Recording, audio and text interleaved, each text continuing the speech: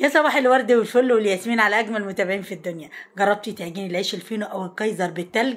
النهارده هجرب التجربه دي معاكم واقول لكم رايي فيها بمنتهى الصراحه. هنعجن النهارده عيش الكايزر بالتلج، وايه المغزى ان احنا نعجنه بالتلج؟ ازاي يكون هش وطري وخفيف ولونه جميل طبعا من بره ولونه برضو فاتح من جوه. يلا بينا، بس قبل ما نبدا الفيديو نسمي الله ونصلي على الرسول. بسم الله الرحمن الرحيم، اللهم صل وسلم وبارك على سيدنا محمد افضل خلق اجمعين. السلام عليكم مشاهدين المحترمين، لايك وشير وسبسكرايب وصل مميز. اتمنى تشاركوا الفيديو ده بين اصدقائكم علشان تعمل فائده للجميع، واتمنى تنوروني على صفحتي الجديده على الفيسبوك، وهسيب لكم اللينك بتاعها في اول تعليق مثبت، وهسيبها لكم برده في صندوق الوصف. وده الفينو اللي احنا عملناه مع بعض من ايام قليله، طبعا هسيب لك اللينك بتاعه في صندوق الوصف. فينو سهل وسريع جدا طبعا لزوم المدارس. ويلا بينا. مبدئيا كده معايا ربع كوبايه من الميه بتعادل 50 جرام، هنحط عليها معلقه صغيره من السكر ومعلقه صغيره من الخميره، وهندوب الكلام ده كله مع بعضه وهنركنه كده. قبل ما نشتغل بالحاجات، قبل ما تجهزي الحاجات بتاعتك هتعملي الخطوه دي وتركني الكوبايه على جنب. شايفين؟ نروح للعجان بتاعنا. معايا كوبايه من التلج. ازاي الكلام ده؟ يلا نخوض التجربه وهقول لك رايي في الاخر بمنتهى الامان. انا بجيب حوالي نص الكوبايه او كوبايه الا ربع من التلج وازودها ميه ساقعه، وبعد كده بصبها في العجان. حد يقول لي ينفع اعجن على ايدي؟ مفيش مشكله خالص يا ست الكل. اثناء العجن التلج ده بيسيح معاكي. ومعايا على طرف المعلقه كده من الملح، ومعايا ربع كوبايه من السكر بتعادل 50 جرام. لحد كده متفقين اهو، الموضوع سهل خالص.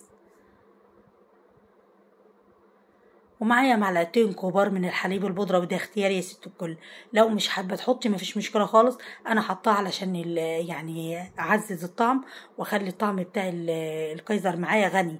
لكن ممكن تستبعديه، وبرضه ممكن تعجني بحليب. لو انت حابه تعجني بحليب ممكن تعجني نص كميه حليب ونص ميه، علشان طبعا الكايزر معاكي يبقى خفيف على حسب ما انت حابه. وهننزل بواحده من البيض.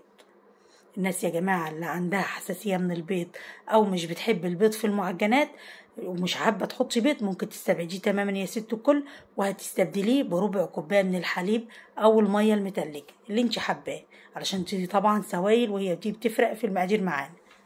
لكن البيض يا جماعة بيدي هشاشة حلوة للمعجنات جدا.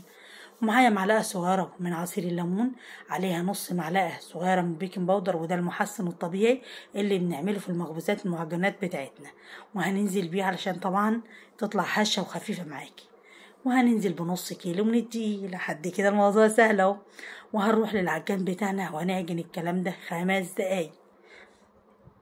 لو حضرتك يا ست الكل هتعجني على ايدك، طبعا انت حفظته، هتعجني 10 دقايق، يعني تعبك شويه علشان المعجنات كل ما تعجنيها اكتر تاخدي نتيجه احسن واحسن. شايفين التلج عامل ازاي؟ حبيت اجيب المقطع ده بيبدا يسيح واحده واحده، علشان كده الدقيق يشرب بالراحه كده. المغزى من التلج ان انت تقعدي تعجني وبعد كده يشرب مش مره واحده، غير ما انت تحطي ميه يشرب الدقيق، يشرب الميه مره واحده، فتدريجي كده لحد ما التلج يدوب معاكي. بعد كده هغطي العجينة دي واسيبها ربع ساعة، وهرجع لها بعد ربع ساعة. هنرجع لها نعمل ايه؟ هنعجن يا ست الكل 5 دقايق. وهننزل ب5 معالق كبار من الزيت. حابة تستبدليهم ب50 جرام من الزيت ده البلدي او النباتي مفيش مشكلة خالص، بس انا عملته علشان يكون اقتصادي معنا ويبقى في متناول الجميع. حطيت 5 معالق زيت، يكون زيت ملوش ريحة. وبعد كده هغطيها برضو واسيبها كام؟ ربع ساعة. بعد ما مر عليها ربع ساعة ببدأ أردد في العجينة كده لمدة دقيقة واحدة. ليه أنا بعمل كده؟ علشان أفعل مادة الجلوتين الموجودة في الدقيق، وهي دي المادة الأساسية وهي العامل الأساسي اللي بتنجح المخبوزات معاكي. بتخليها هشة، بتخليها طرية، بتخليها قوامها متناسق من جوه، وبتخلي لونها فاتح. بعد ما ردت كده هغطيها برضو واسيبها كمان ربع ساعة. بعد الربع ساعة بدهن سطح العمل اللي دهنه من الزيت، ونبدأ نقطع الكايزر معانا. انا هقطع اللي جنبي ميزان وهوزن دلوقتي. هقطع القطعة كام جرام؟ هقطع القطعة 70 جرام. طيب النص كيلو ده انا ما عنديش ميزان وعايزة اعرف هقطعه كام حتة قطعة. قطعت يا ست كل 13 واحدة من الكايزر بالحجم. طبعا الحجم ده يا جماعة كبير عن اللي بنشتريه كتير يعني. وبعد كده بنبدأ هقطعهم كلهم علشان اوزنهم، وبعد كده هنكور واحدة واحدة كده. الصواني انا دهنها بسيط، يعني جايبه منديل وحاطه نقطه زيت عليها، ودهن الصواني اللي هنخبز فيها دهنه بسيطه جدا تكاد تكون مش باينه يعني. طيب خبيز الكايزر بتاعنا عامل ايه؟ طبعا في السياق والفيديو هقول لك الخبيز، لان في ناس كتير بتقولي لي يا جماعه انا عايزه اقول لكم حاجه. في ناس بتبعت لي بتشوف يعني شويه صغيرين من الفيديو تطلع تجري تاخد المقادير. يعني انتوا عايزين تخلوني ما اكتبش مقادير ليه بقى؟ طيب بتروحي تاخدي المقادير وفي تكات انا بقولها في سياق الفيديو بتغيب عنك يا ست الكل. ارجوك والله انا مش بقول عشان تشاهدي الفيديو، علشان الوصفه تنجح معاكي. علشان مثلا حد يروح يجيب المقادير وما يشوفش مثلا وصفه الليمون مع البيكنج باودر يقول لي ده انا ما شفتهاش، ده انت نسيتيها. لان كمان حتى كمان المقادير انا ممكن بنسى برضو. يعني مثلا ممكن اكون عامله الفيديو بقالي اسبوع واجي اكتب المقادير ممكن انسى بعض المقادير. فارجوك يا ست الكل شوفي الفيديو من البدايه للنهايه علشان الوصفه تنجح معاكي. يعني طبعا انا صعبان عليا لان كل حاجه غاليه، لان في متابعه بعتت لي بتقولي انا بصور المقادير واخد اعملها وفي اوقات ما في حاجات بتنسي تكتبيها مثلا. فانا بقول لك يا ست الكل لازم تشوفي الفيديو علشان في تكات احنا بنقولها دايما، كنت بقول لكم كده في بدايه الفيديو، في تكات بنقولها جوه الفيديو جوه الوصفه، طبعا مش هنقدر نكتبها كلها في صندوق الوصف. فعشان كده بقول لك شوفي الفيديو من البدايه للنهايه لو عايزه الوصفه تنجح معاكي. طيب نرجع للخبيز المخبوزات بتاعتنا الكايزر. طيب يتخبز على درجة حرارة 200 دي يعني أعلى من المتوسطة بشوية. بعد ما قطعته كده هسيبه يتخمر حوالي ساعتين 2، علشان طبعا احنا عاجنينه بتلج فالعجينة ساقعة، فلازم تسيبيه ساعتين 2 يتخمر.